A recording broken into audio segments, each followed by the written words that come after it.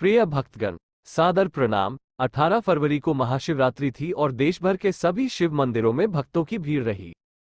शिव जी के 12 ज्योतिर्लिंगों में महाशिवरात्रि पर खास आयोजन किए जाते हैं। मान्यता है कि इन 12 जगहों पर शिव जी ज्योति स्वरूप में विराजमान है। इस वजह से इन 12 मंदिरों को ज्योतिर्लिंग कहा जाता है।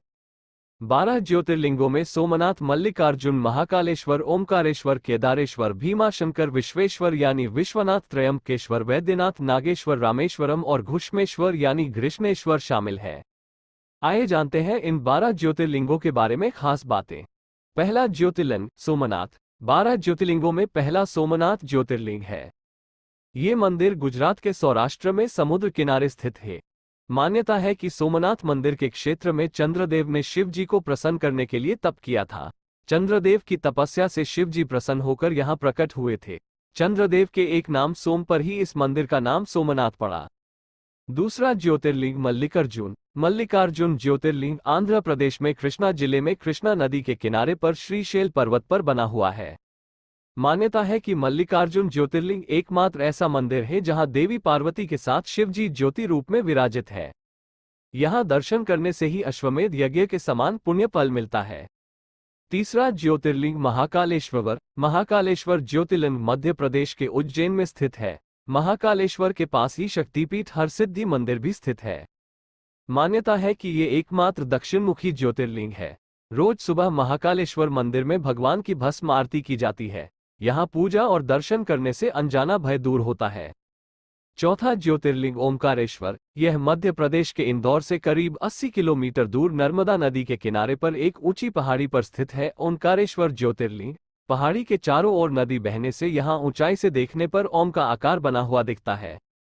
मान्यता है कि यह ज्योतिर्लिंग ओमकार यानी ओम का आकार लिए हुए है, इसी वजह से इसे ओमकारेश्वर नाम से जाना जाता है। पांचवां ज्योतिर्लिंग केदारनाथ। केदारनाथ धाम उत्तराखंड के 4 धामों में से एक है। मंदिर करीब 3581 वर्ग मीटर की ऊंचाई पर है। रुद्रप्रयाग जिले में गौरीकुंड से करीब 16 किलोमीटर दूरी पर मंदिर स्थित है। ये मंदिर हिमालय क्षेत्र में है। शीत ऋतु में यहाँ का वातावरण प्रतिकूल रहता है, इसलिए ठंड के दिनों में ये बंद रहता है। मान्यता है कि महाभारत के समय यहाँ शिव जी ने पांडवों को बेल के रूप में दर्शन दिए थे। वर्तमान मंदिर का निर्माण आदि शंकराचार्य ने 8वीं से 9वीं सदी में करवाया था। छठा ज्योतिर्लिंग भीमाशंकर।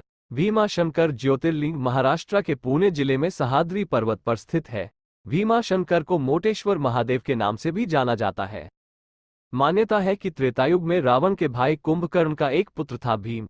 जब श्रीराम ने कुंभकर्ण और रावण का वध कर दिया तब असुर भीम श्रीराम और विष्णु जी से बहुत क्रोधित हुआ था। उसने तप करके ब्रह्मा जी को प्रसन्न किया और वरदान पाकर देवताओं को पराजित करना शुरू कर दिया था।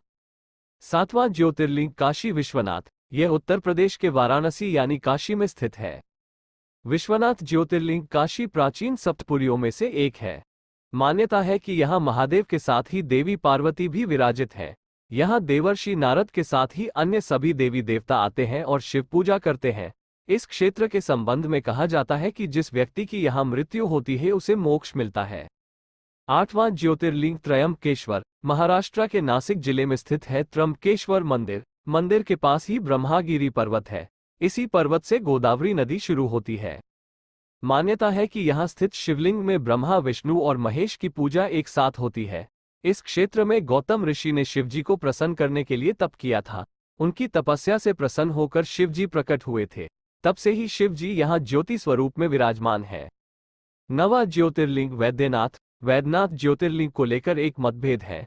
महाराष्ट्र स्थित वैद्यनाथ मंदिर और झारखंड स्थित वैद्यनाथ मंदिर को लेकर मतभेद है। झारखंड में देवघर जिले वैद्यनाथ मंदिर है और महाराष्ट्र में पर्ली स्टेशन के पास ही पर्ली गांव में भी वैद्यनाथ मंदिर है। मान्यता है कि त्रेतायुग में रावण शिव जी का परम भक्त था। वह हिमालय में शिवलिंग बनाकर तप कर रहा था। तपस्या से शिव जी प्रसन्न होकर प्रकट हुए। रावण ने वर में मांगा कि वह ये शिवलिंग लंका में स्थापित करना चाहता है। शिव जी ने ये वरदान तो दे दिया, लेकिन एक शर्त भी रखी कि रास्ते में तुम ये शिवलिंग जहां रख दोगे यह वहीं स्थापित हो जाएगा। रावण इस बात के लिए मान गया। रावण शिवलिंग उठाकर लंका ले जा रहा था, तभी रास्ते में उसने गलती से शिवलिंग नीचे रख दिया। इसके बाद शिवलिंग वहीं पर स्थापित हो गया। रावण ने बहुत कोशिश की लेकिन वो फिर से शिवलिंग उठा नहीं सका। निराश होकर रावण अकेले ही लंका चला गया। इसके बाद सभी देवी देवताओं ने उस शिवलिंग की पूजा की थी। पूजा से प्रसन्न होकर शिव जी प्रकट हुए और सभी की प्रार्थना सुनकर ज्योति रूप में यहीं विराजित हो गए। ये जगह बैद्यनाथ ज्योतिर्लिंग ही है। प्रसन्न होकर शिव जी प्रकट हुए थे, तब से ही शिव जी यहाँ ज्योति स्वरूप में विराजमान है।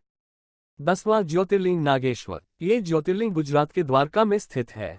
द्वारका से भी नागेश्वर ज्योतिर्लिंग की दूरी 17 मील की है। मान्यता है कि शिवपुराण की रुद्र संहिता में शिव जी का एक नाम नागेश दारुकाव में बताया गया है। शिव जी नागों के देवता हैं और नागेश्वर का पूर्ण अर्थ नागों का ईश्वर है। 11वां ज्योतिर्लिंग रामेश्वरम। ये ज्योतिर्लिंग तमिलनाडु के रामनाथपुरम में स्थित है। मान्यता है कि त्रेता युग में रावण का वध करने के बाद श्रीराम लंका से लौट रहे थे। उस समय श्रीराम दक्षिण भारत में समुद्र किनारे रुके थे। श्रीराम ने समुद्र तट पर बालू से शिवलिंग बनाया और उसकी पूजा की थी। मान्यता है कि बाद में ये शिवलिंग वज्र के समान हो गया था।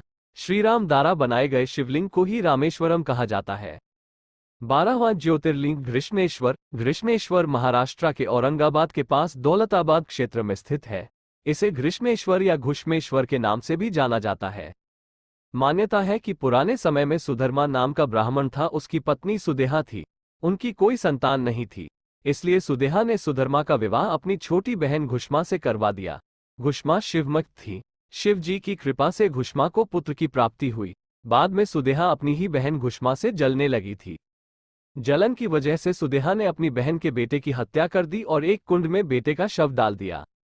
जब ये बात घुष्मा को मालूम हुई तो वह दुखी हुए बिना शिव पूजा करने लगी। शिव जी उसकी पूजा से प्रसन्न होकर प्रकट हुए और उसे उसका पुत्र जीवित लौटा दिया। घुष्मा ने शिव जी से प्रार्थना की थी कि अब से वे यहीं विराजमान रहें। भगवान ने उसकी बात मान ली और यहाँ ज्योति रूप में विराजमान हो गए। दोस्तों, इसी तरह के ज्ञानवर्धक वीडियो देखने के लिए चैनल को सब्सक्राइब जरूर कर लें और बगल में लगे घंटी के निशान को दबा दें, जिससे कि आपको हमारे नए वीडियो का नोटिफिकेशन समय पर मिलता रहे। धन्यवाद।